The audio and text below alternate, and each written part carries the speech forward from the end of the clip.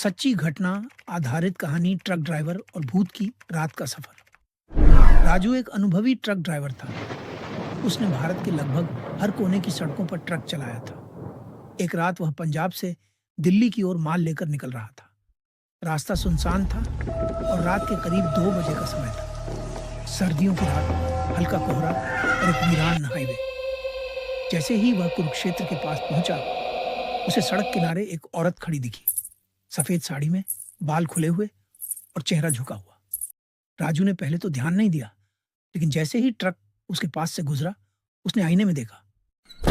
वह औरत अब ट्रक के पीछे खड़ी मुस्कुरा रही थी। राजू का दिल धक धक करने लगा, लेकिन वह सोचने लगा कि शायद नींद के कारण उसे भ्रम हो रहा है। कुछ किलोमीटर आगे जाकर ट्रक की हेडलाइट झपकने लगी और इंजन अपने आप बंद हो गया। राजू ने ट्रक रोका और नीचे उतरकर बोनट खोलने ही वाला था कि उसने वही औरत ट्रक के सामने खड़ी देखी, बिल्कुल पास। उसके होंठ नहीं हिले, लेकिन आवाज उसके कानों में गूंजी। क्यों ले जा रहे हो इसे? ये मेरा था। राजू डर के मारे ठिठक गया। उसे कुछ समझ नहीं आया। तभी ट्रक का हॉर्न अपने आप बजने लगा, लाइटें अपने आप जल बुझने लगी और वह औरत हवा में उड़कर गायब हो गई।